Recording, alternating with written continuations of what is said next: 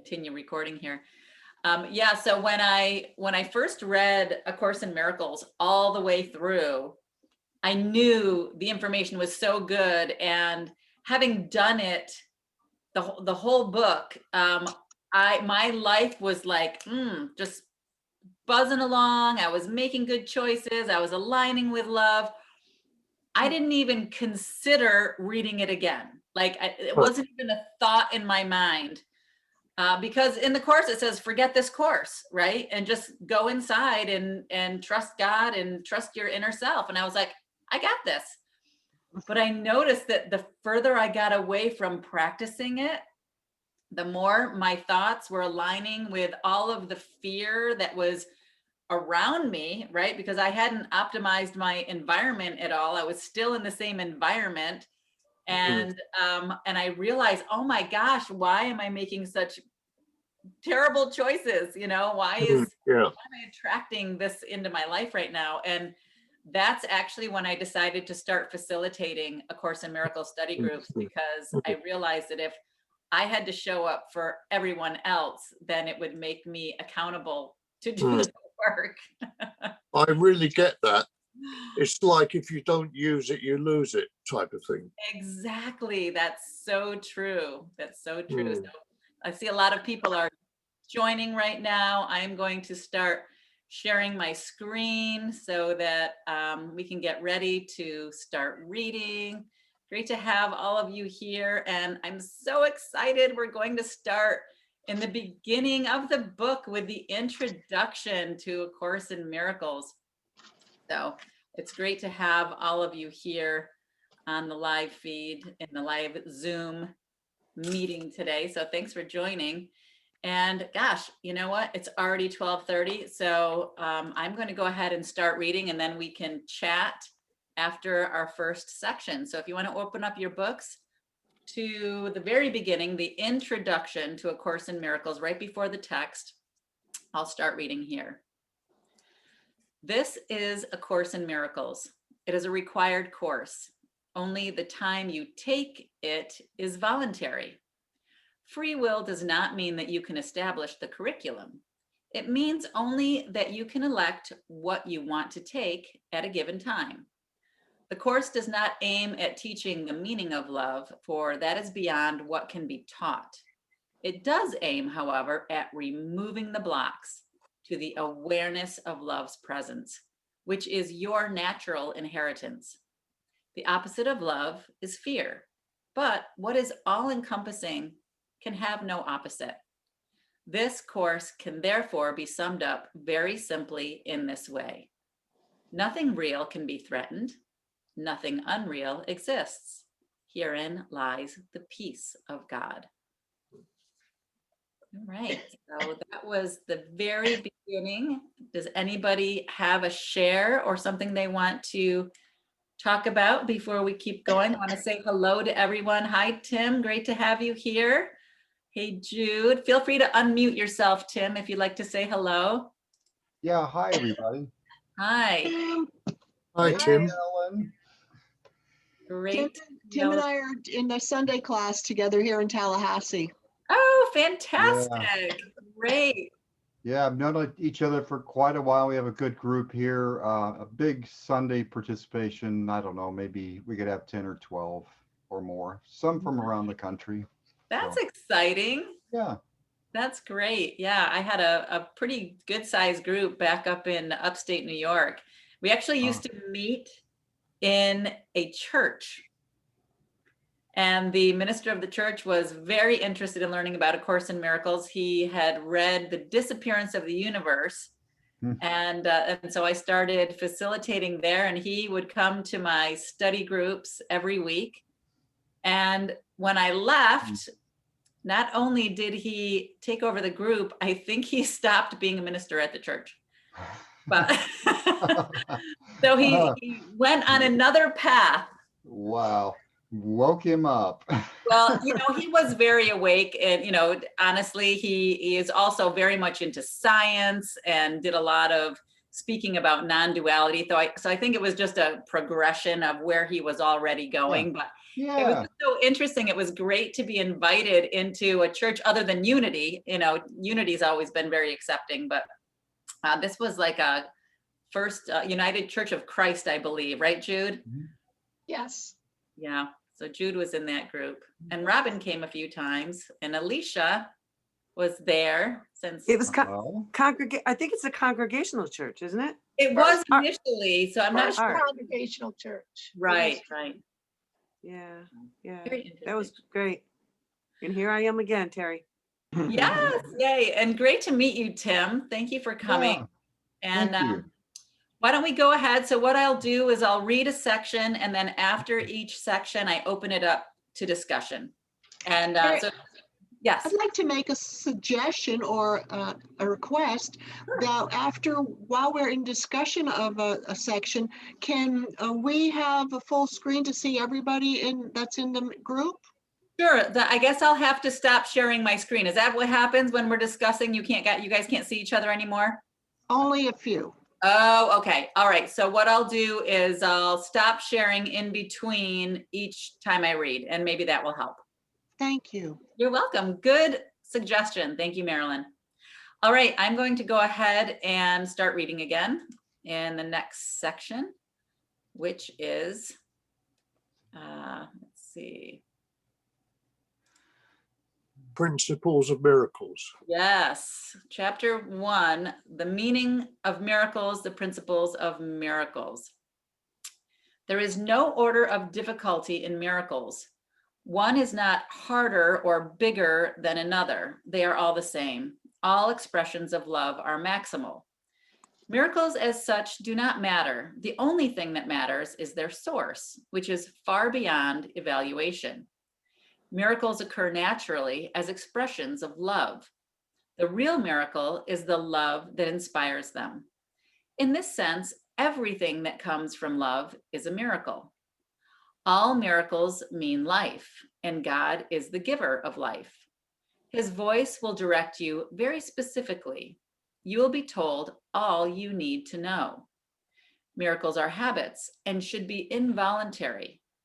They should not be under conscious control. Consciously selected miracles can be misguided. Miracles are natural. When they do not occur, something has gone wrong. Miracles are everyone's right, but purification is necessary first. Miracles are healing because they supply a lack. They're performed by those who temporarily have more for those who temporarily have less.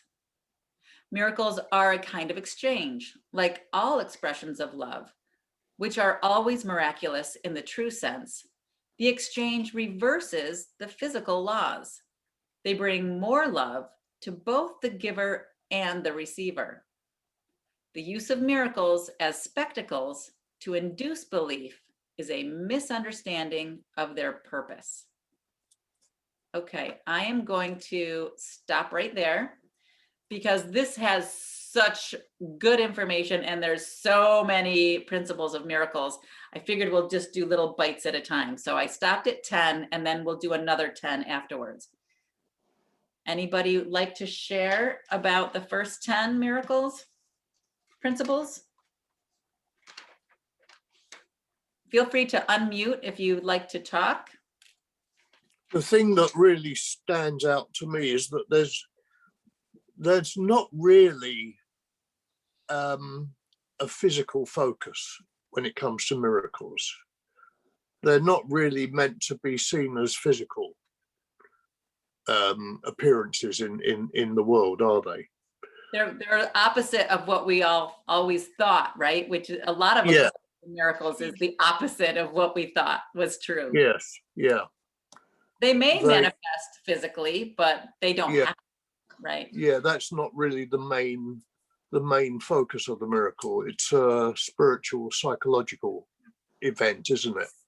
Yeah, Or well, perce- I think what it says is it's more love-based, right? Yeah, yeah. Like there's love and there's fear, and miracles are natural expressions Yeah. of love. Sure. Yeah. Well, that's what came up for me too, Freddie, is that, and the word spectacles in number 10, that's the one that stood out. Okay, so it's not like a manifestation or a spectacle, something you see, you know. Yeah. So that was, came to me as well. Hmm. Yeah. Good. That's not Mary, is it? That's Marilyn. Yeah. Different to Mary, Yes. although they sound quite similar. A little bit. Yes, you're right. Yeah. Okay. So I have an example of a miracle that I experienced when I was at a point where I temporarily had less. And it always comes to my mind when I read this particular miracle principle. So when I was in my 40s, I had just got divorced from my third husband. And that was when I finally let go of the whole Cinderella fairy tale idea, right?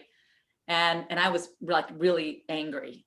I would say I was really like pissed off, right? At God, at life, at this whole illusion, because I was also reading A Course in Miracles at the time and studying. And I thought, well, if there's no happily ever after, if there's no Prince Charming, if I'm not going to meet my soulmate, I'm not interested. Like this, I'm out, I'm done, and luckily I had two young kids who kept me in the game and kept me saying, I can't check out, because at that point it would have been much easier for me to check out. I was really depressed, couldn't get out of bed, type of depressed, just completely lost hope, completely lost faith. And I had a longtime friend who was the only person at that time who really pushed past my go away, because I was one of those, I can do it myself, stay out of my life. I always did it myself. I don't need anybody. And he showed up every day at my door with a cup of coffee from Starbucks and sat with me until I drank my coffee. And he made sure I got into the shower to start my day. And finally, like something with the water, I could feel the glass ceiling of depression over my head almost shatter. I could feel like this relief and this release. And then every night again, boom, the chains would come back on. And this happened every day for several months. And one night I thought I was having a heart attack. I was laying on the sofa. I think my kids were with their dad at that night. And I didn't know what was going on with me. I really thought I was something was wrong. So I called my friend and I said, I don't know what's going on. Something's wrong. I don't know what's happening. And he said, you're okay. Just breathe. He said, I'm going to put the phone down for a minute because I want to do something here. And he put his phone down and he picked up a guitar and he started singing me a song. And it was one of those songs that just reminded me that everything I need to know is inside of me. And at that moment, he really did offer me that miracle. And I had this tiny little spark inside of me that just started to glow. And from that day forward, it was like everything changed. And it was because I no longer was looking outside of myself for my happiness. It was like something in that music touched me inside to tell me, you're okay. Your love is here. This is where it is. So it was at that moment where he had more than me, but that gift, I think, was helping both of us. So I just wanted to share that with all of you. That was my embodied experience of temporarily having less when someone else temporarily had more. Mm-hmm. It sounds like I just happened to look down at the principles, Terry, and my eyes rested on number 7. Everyone's right, but purification is necessary first. And this fellow, this friend, through that song, it struck me, helped facilitate that little bit of purification that you needed to Yeah. get over that depression. And I know what that's like. My wife had a severe bout of it and had to literally work through cleaning houses to get by Mm. it. The counselors weren't of any help. But Denise and I have met, well, let's see, we just had our 40th Oh, back in congratulations. December. And we met at a Sufi camp. Marilyn, I don't know if you know that. You did, I've shared that, okay.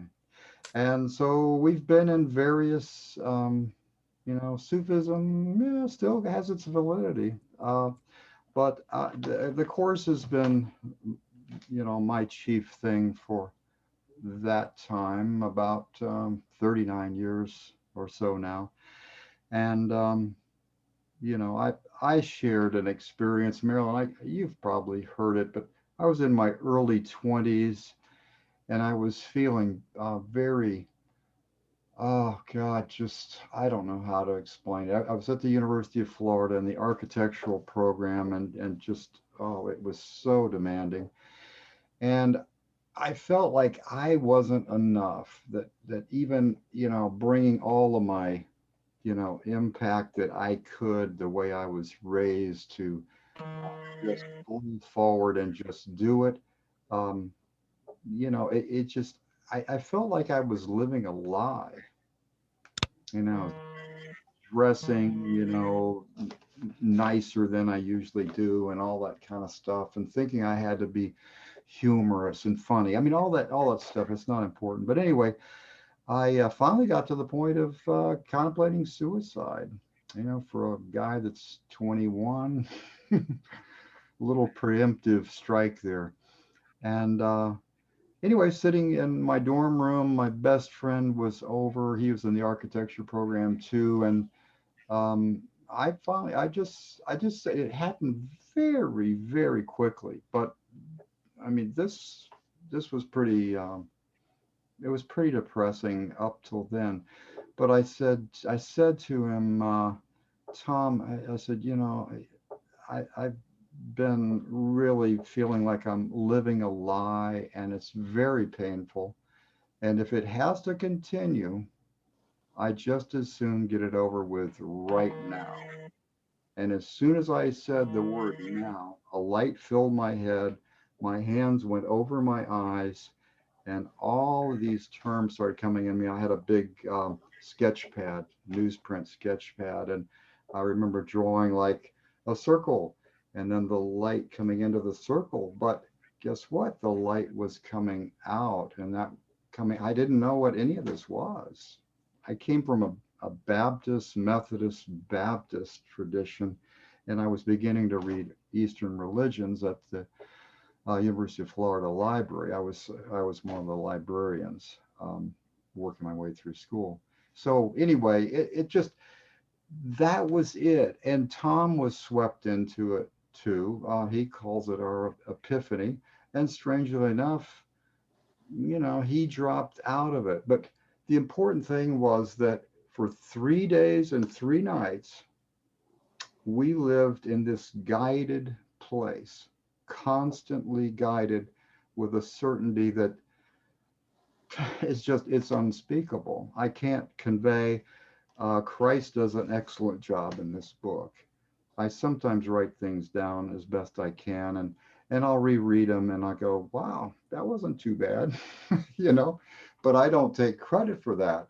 That's what comes through us. So anyway, 3 days and nights, we would go get Krispy Kreme donuts, eat, a dozen. We might eat 6, between us, have no effect from the sugar. And I just felt like I literally felt that I had to share this. I remember talking with Spirit and saying, what is this? And well, how do you allow a Hitler and a Mussolini? And it came back to me in my own basically my own voice. It's like, well, they had to go through what they had to go through. And it's like, okay, but I didn't really understand. I was just like this little baby that just been, poured water on my head. So anyway, so it ended. If I hadn't done this, if I hadn't been stupid and said, I wonder if I could use this for my own personal, ding, lights off.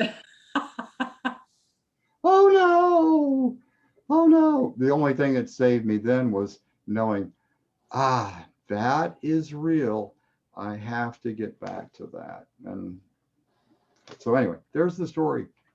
I just wanted you all to know that's my background, and my wife and I share this. Not that I'm any, I'm susceptible to losing it and going off on my little self-righteous path, but those little tirades are shorter and shorter periods now. That's awesome. Yeah, always a little presence, and my wife can sometimes she can go, okay. Great share. Thank you, Tim. That's such an amazing story. Wow. Well, it was just letting go, like you had to let go. You have to let go. And that's, it's interesting that you say that, because it truly was my point of surrender. When there is just nothing left and you have to look inside because there's no place else to go. Yeah. Yep. I love that story, Tim.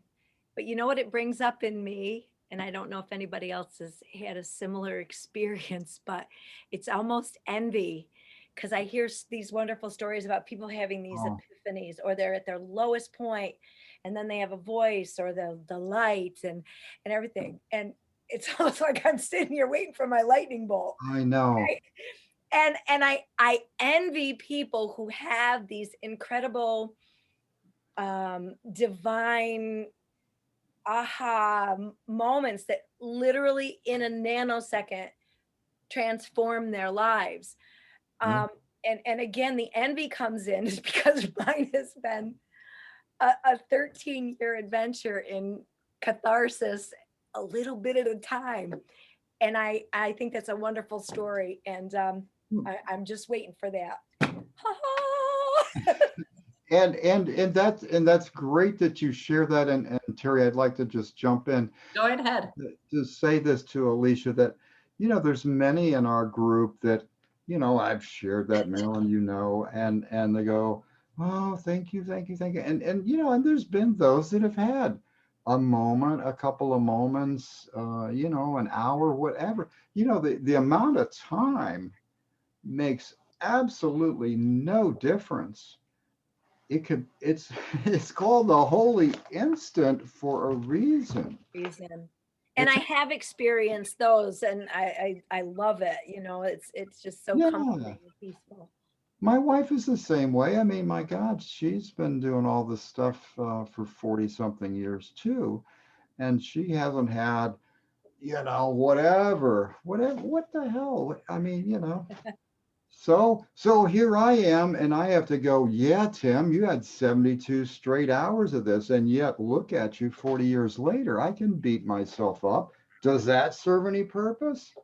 The only purpose would be if I stop and meditate and start, And so this is, and Marilyn, thank you for introducing me to the group.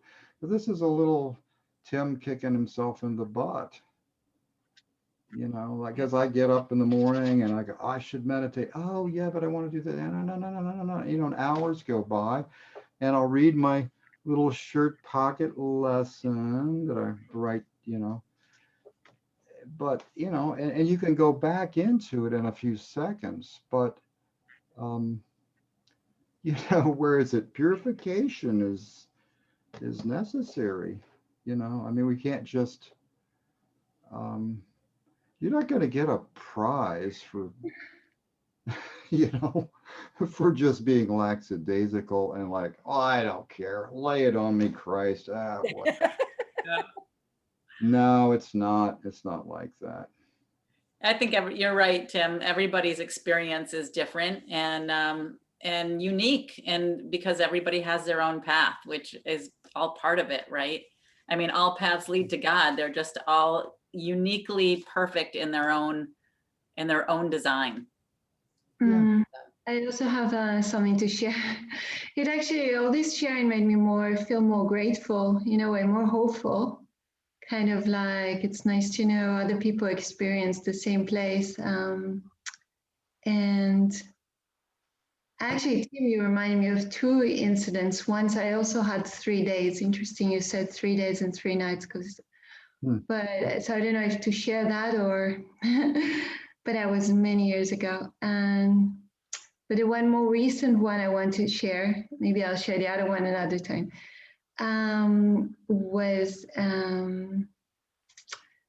it was about almost 2 years ago. Was it almost 2 years? I think something like that. I'm not sure anymore. But it was my birthday is in June. And around my birthday, like middle of June, I had like a bad incident with a friend, and he said something very insulting and hurtful. And at the same time, I had issues with the house, repairs in the house. Maybe it was 2.5 years ago. And I don't know why, it really shook me. It really kind of shook me, and I felt horrible. And I really felt so bad with myself.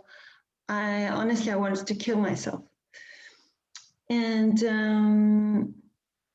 I was actually contemplating it and thinking, what ways could I do that? I mean, I wasn't physically trying to do anything, it was just an idea in the mind. And then like in July, there was this program going on in a website called Nanowrimo, which is about writing your novel. And I don't know why, something in me just decided to go for it and to join that. And I started writing in 1st July. And I wrote in July and August, and it was such a healing experience. It was like, and I actually finished the book, but I didn't edit it. Once I finished it, it's like, I just didn't touch it anymore. I never read it, but it was like, it was channeling. I know it was channeling. And I mean, not channeling like a medium, more like I would sit and it would just come to me, kind of the words would just come very easy, flow without an effort. And it started with a woman who's trying to kill herself. So that was like the beginning. And then she's going through some healing journey.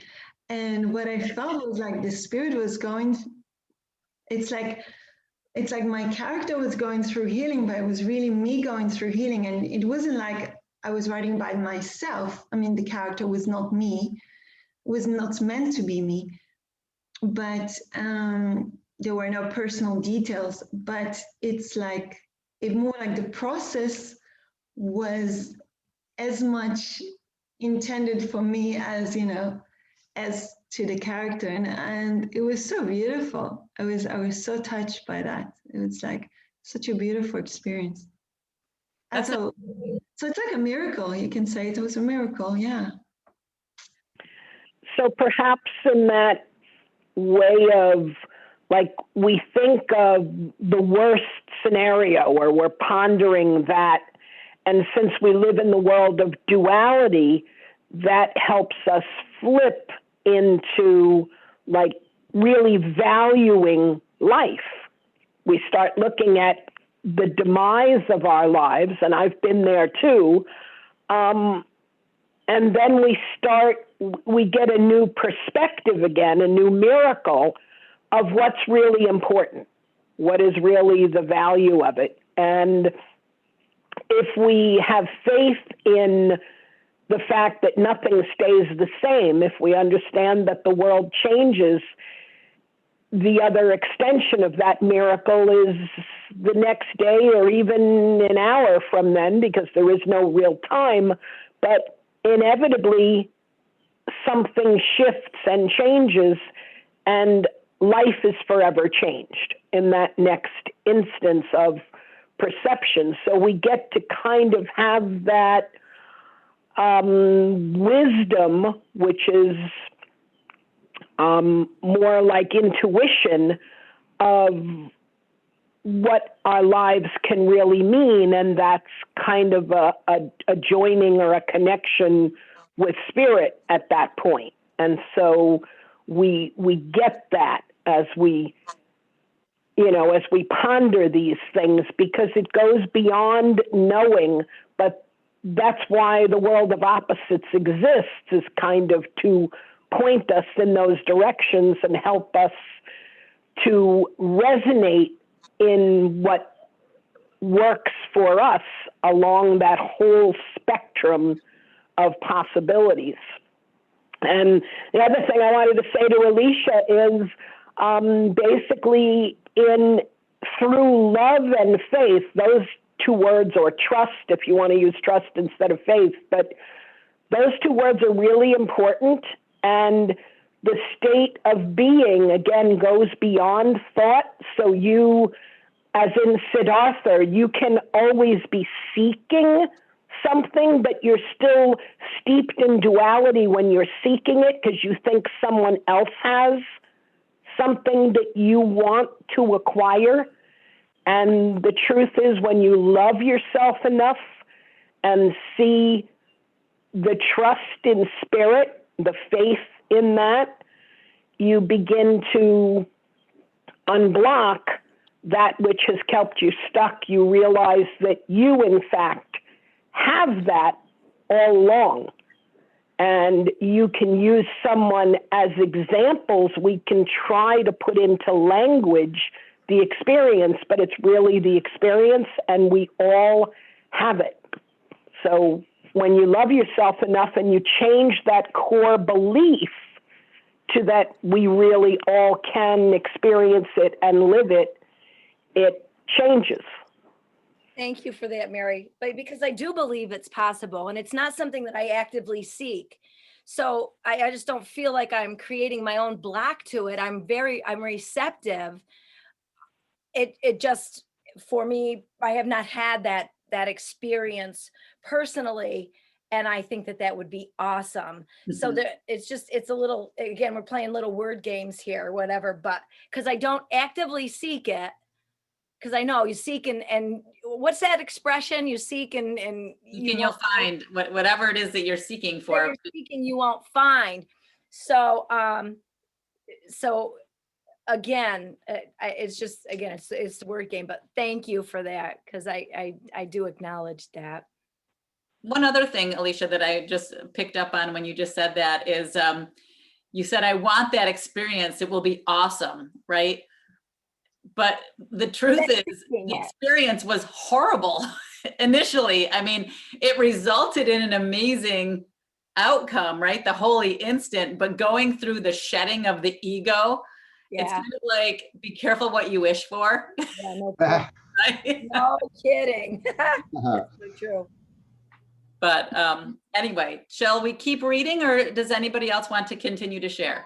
I just want to say about what Alicia said. Also, when you have those, I wouldn't say enlightening experiences, then when you fall, it feels even greater sometimes. How can I, who has experienced spirit already, fall again into this such low ego places? And it kind of makes you even feel worse, Yeah, exactly. Be careful what you wish for. It comes back to, yes, thank you.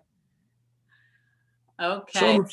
Something that Mary said in her early on when she was speaking gave me a very, very strong sense that there is no past and no future, because we know that all we really have is now, and it really came home very strongly. I don't know what Mary said because I can't really remember what she said, because I just really kind of focused in on that feeling that there is no past and future, because there isn't, we know that, but you know, to actually have that experience of not having past and future is different to just thinking it. And that's a great catch for me. Awesome. To you know, it's about living in the now, always living in the now. And another thing about somebody who said that they wanted something, and the more you want it, you can't have it. A sayings from the course, a card I picked today says, no one who truly seeks the peace of God can fail to find it. Oh. I know the lady was saying she would like to have a peak spiritual experience that she hadn't had, but maybe that peak spiritual experience can be the peace of God, even if it doesn't happen with lights. just another view. That's great. I know what you mean. I know what you mean, because I had an enlightened, a peak spiritual experience once, and maybe I'll tell you about it one day. But because I think you want to move on a bit, but I understand what you mean, Alicia. Is it Alicia? Yes, it is. Thank you, Freddie. Yeah. Okay. Okay. And thank you, Mary. Okay, let's go ahead. You're welcome. I'm going to share my screen again. Yep. And we will go on to the next 10. All right. Prayer is the medium of miracles. It is a means of communication of the created with the creator. Through prayer, love is received, and through miracles, love is expressed. Miracles are thoughts. Thoughts can represent the lower or bodily level of experience, or the higher or spiritual level of experience.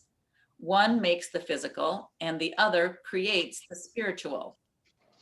Number 13, miracles are both beginnings and endings, and so they alter the temporal order. They're always affirmations of rebirth, which seem to go back, but really go forward. They undo the past in the present, and thus release the future.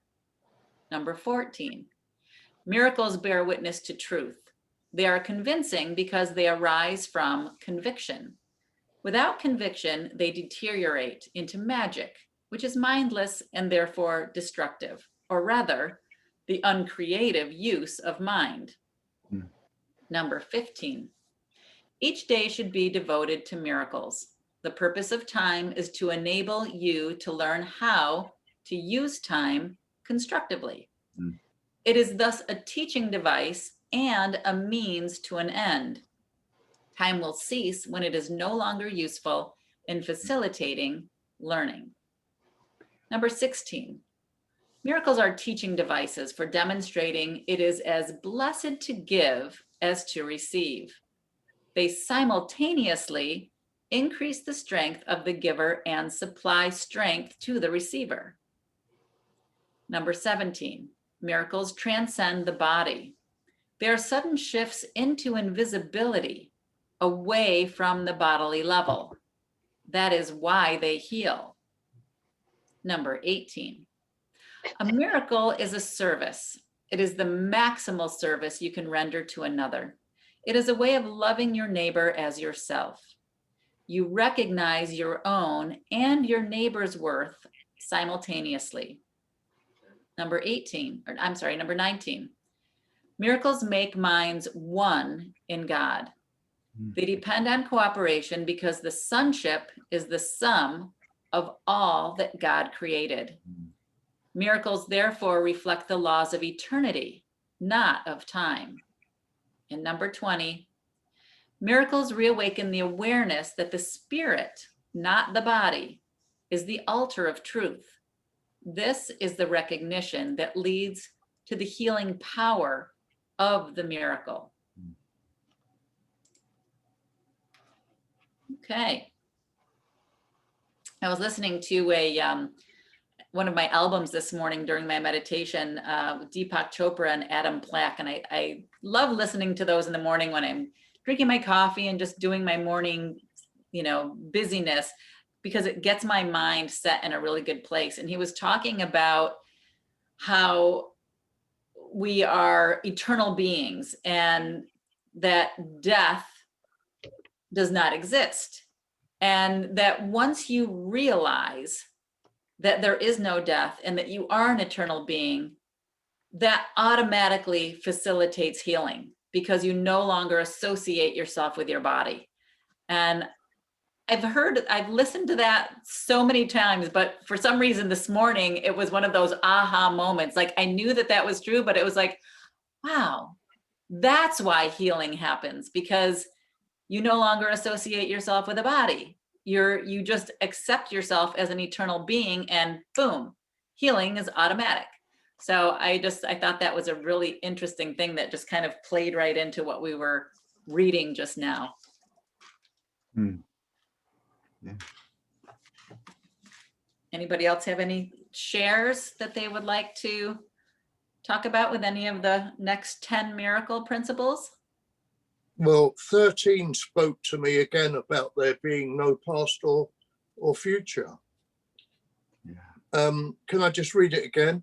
Miracles are both beginnings and endings, and so they alter the temporal order, which is, of course, about time, I think.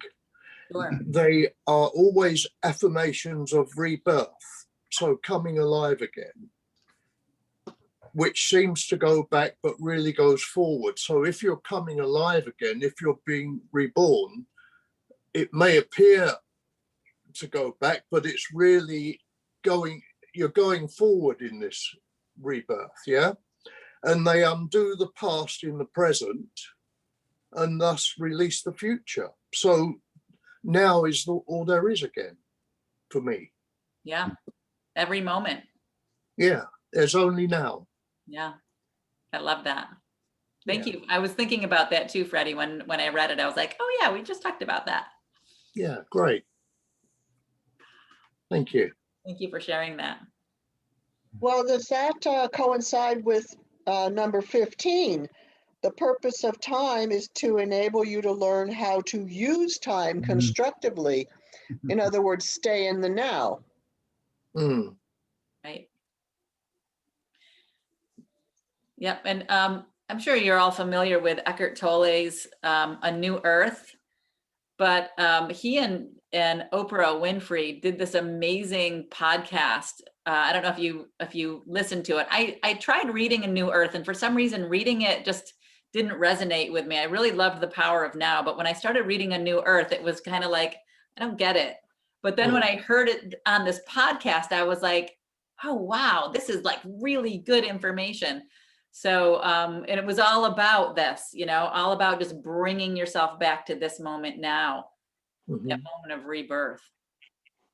I've got that book. I haven't read it, so maybe I should get it out.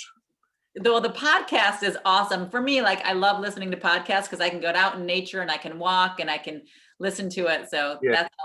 That's how I really was able to absorb it. I enjoyed the book. It was really good. It's kind of similar to The Power of Now, though, but it just expands it a little bit, as Neil Donald Walsh does when he writes his books. You write it for the individual and then you express it for the collective, where you just, expand out. I love But it was a good book. It was a game changer for me. Not light reading. I found myself having to something would hit me like, wow.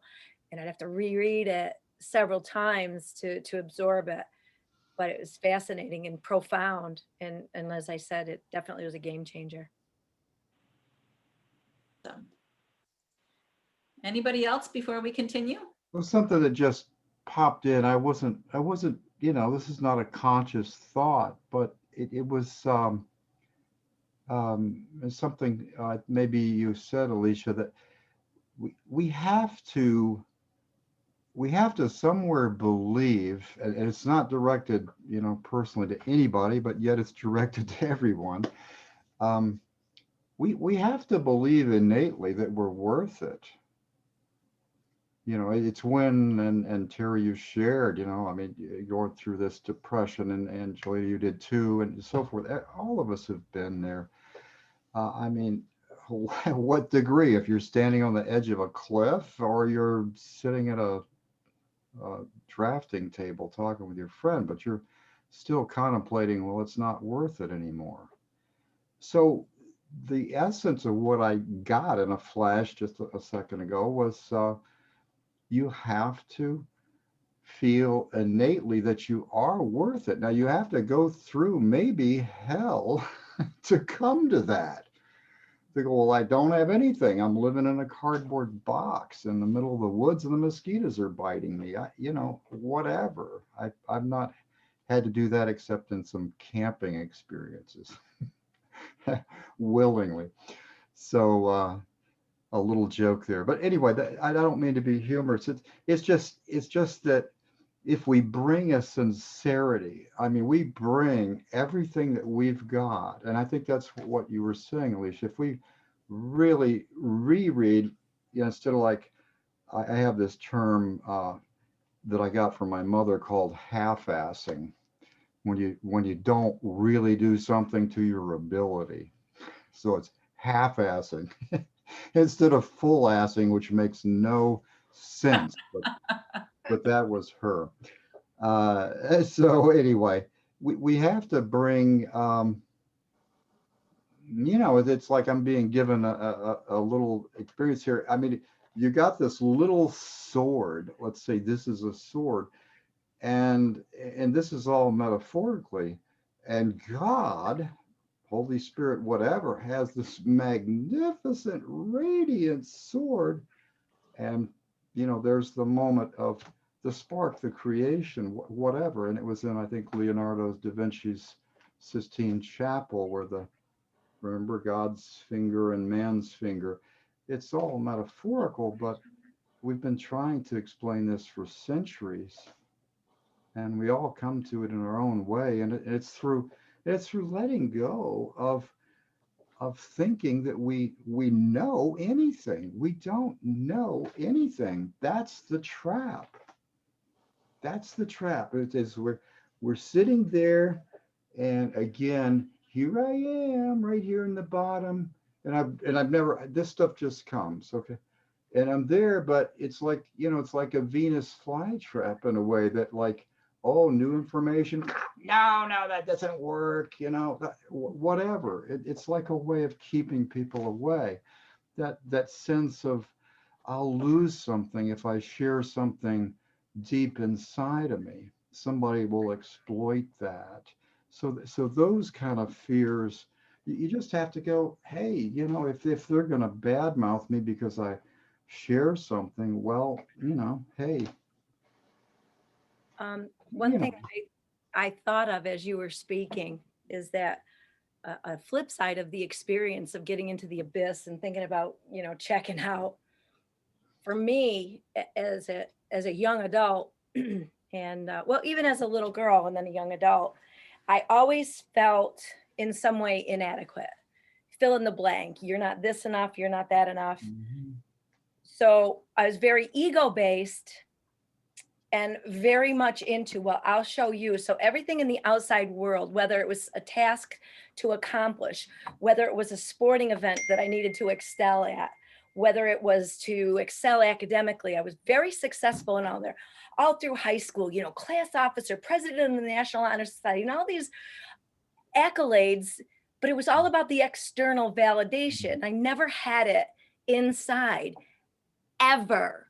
From the first time I was 4 years old and my brother told me I was fat, screwed me up. Like you talk about defining moments in the life that really torqued my view of me as a person. And I became very body oriented and very self-conscious. And again, fill in the blank. You're not this, you're not that.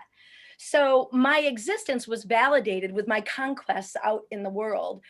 And then my whole world fell apart seemingly, but it fell apart so it could get pieced back together properly, if you will, to kind of make me reassign value to whatever. And it had nothing to do with all of that other crap. But I will tell you that that's probably why my journey has been longstanding and excruciatingly painful at times, because it's been so difficult for me to let go of those ego-based things that I have used to validate my existence. And so I just wanted to share that with you guys too, because it's kind of the opposite when you're way on top of your game. It's not, you know, when my whole life was in the shitter, I was on top of my game and I still wasn't happy. And it was basically because I never, ever, ever honored my spirit enough to acknowledge that that's really where it's at. And so subsequent to that, being on top of the world and thinking I've got everything, I've got the world is my oyster. That literally was what led to me jumping off the cliff into the abyss.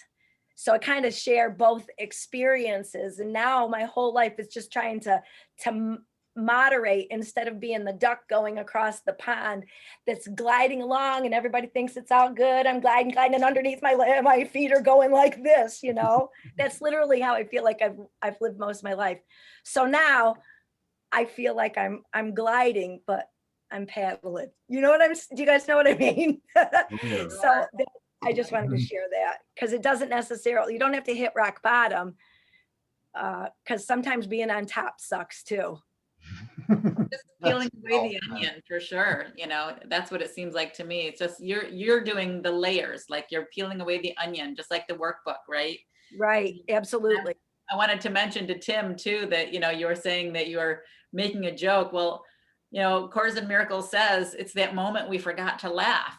We took all of this too seriously, right? So I think it's great to remember that this is part of the illusion, and we really need to let go of taking it so seriously. Absolutely. And, Absolutely. you know, take ourselves way too seriously. yeah, and I found that at that moment of epiphany that, you know, we've been talking about, I think the biggest change is you go from looking for that external validation, like you're talking about, Alicia. You go from what can the world give me to make me happy to how can I be of service, right? And when you go into the world with how can I be of service, it's like it lights you up from inside and it allows you to share. And you just have more to share when you just switch your perspective. It does. But you know what, Terry? My whole life was about service. And I felt like it was exhausting at times, because I gave and gave and gave and gave and gave of myself in a 40-year career as a physical therapist, and loved it. And it still wasn't enough to validate my existence, because it was still an outside thing. Do you know what I'm saying? I wasn't really you attached being of service with the expectation. of expectation of what? Validation. Could be, yeah. Right. So when you let go of any expectation and you just share from within, it's a different way of being of service. Right, right. But there were times like I said, I felt like my gas tank was empty. Oh, for sure. I was exhausted. And then, you know, and then add on, like you said, single mom trying to run a household, run a farm, you know, running here, running there. Yeah, I get it. The most interesting thing that I'm reminded of in this conversation is that that I've learned from the course is that we write these scripts ourselves. Yeah. Yeah. Sure. And it's very healing if you can be that accountable to accept that you wrote this script and You these. got it on yourself. Yeah. Yeah. It's your journey, the journey you need. Yeah. All right, let me share. Go ahead. I just said it was just, you bring it on yourself because at some level you really fully acknowledge that that's something you need to learn and that you need to grow from, or that you need to let go of in order to allow yourself to grow and move forward. Mhm. Let me share 5 more miracles because we're getting close to our ending time. And then we can have a couple more minutes to discuss. All right, we'll start with 21. Miracles are natural signs of forgiveness. Through miracles, you accept God's forgiveness by extending it to others. Miracles are associated with fear only because of the belief that darkness can hide. You believe that what your physical eyes cannot see does not exist. This leads to a denial of spiritual sight. Miracles rearrange perception and place all levels in true perspective. This is healing because sickness comes from confusing the levels. Number 24, miracles enable you to heal the sick and raise the dead because you made sickness and death yourself and can therefore abolish both. You are a miracle capable of creating in the likeness of your creator. Everything else is your own nightmare and does not exist. Only the creations of light are real. And number 25, miracles are part of an interlocking chain of forgiveness, which, when completed, is the at-one-ment. At-one-ment works all the time and in all the dimensions of time. There was only 4 more, but I figured we'd stop at 25.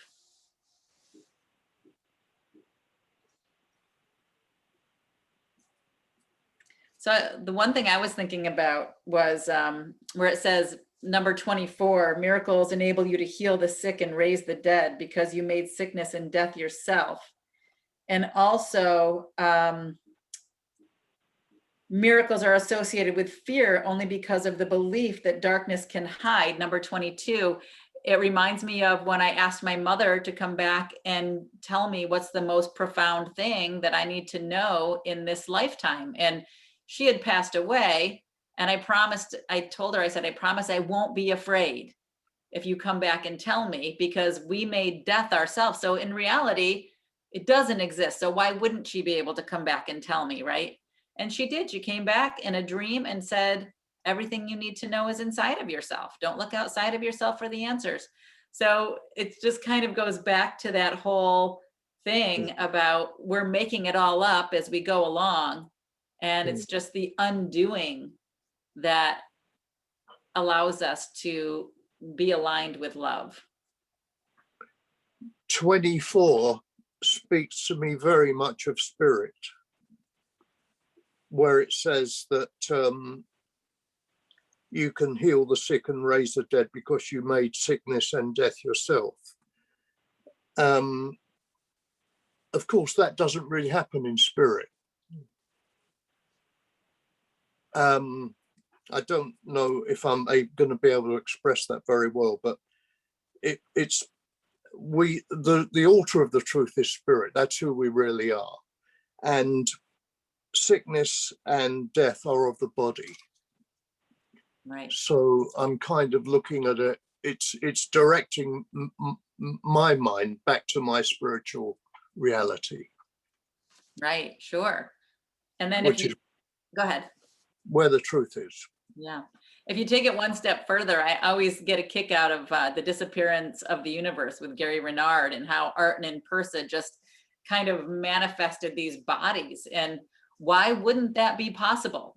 You know, if you can let go of your belief in the body as being associated to what you are, why wouldn't your consciousness be able to expand to the ability to just manifest bodies at will?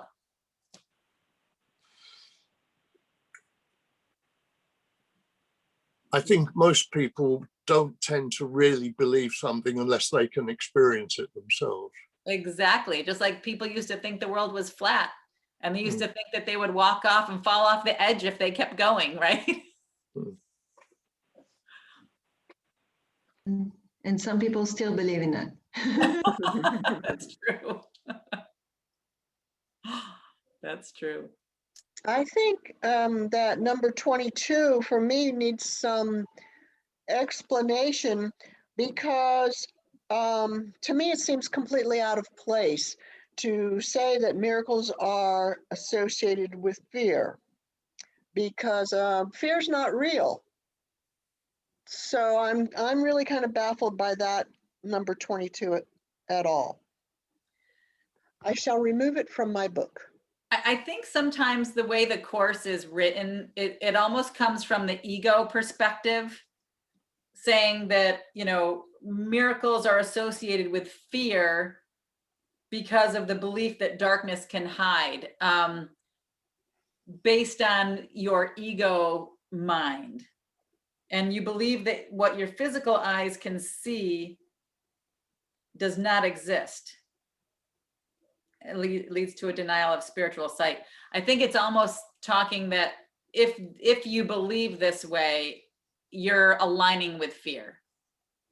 Can I also say, like, what I feel about this one is like that fear, to what I get from that is to reveal that darkness.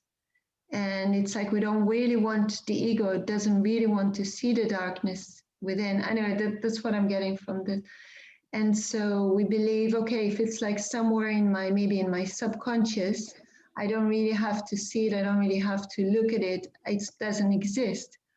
But kind of reality is like, there's nothing to fear because you're light. So you don't need to fear to expose that darkness, because that darkness is not real. But something that's kind of what I get from this. And there's really no fear about exposing anything, because nothing of that really determines our real worth, really who we are in spirit. Great point. Thank you for sharing, Angelina. Yeah, I think that miracles are associated with fear, because if the fear wasn't there, then there wouldn't be the need for a miracle. Ah. I think it's associated in that sense. That's I think the fear kind of brings the miracle, which is the release from fear, isn't it? Excellent, Freddie. Yeah, Thank I you, think yes. you nailed it.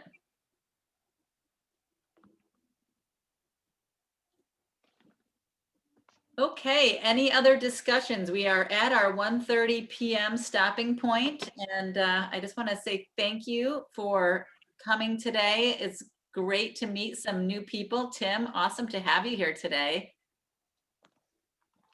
Welcome. All Been right. great to join with you all. Thank you, Freddie. And thank you everyone for sharing so much today. I think I love that I kind of went a little bit slower today and everyone was able to share. So we'll continue that format. Good. Great to see you guys. It's always helpful, Terry. Thank you. Thank you, everybody. Thank you all for Goodbye. being here. The replays are on YouTube now. All right. All right. Bye, See you guys. next week. See you next week. See you next week. Bye. Bye.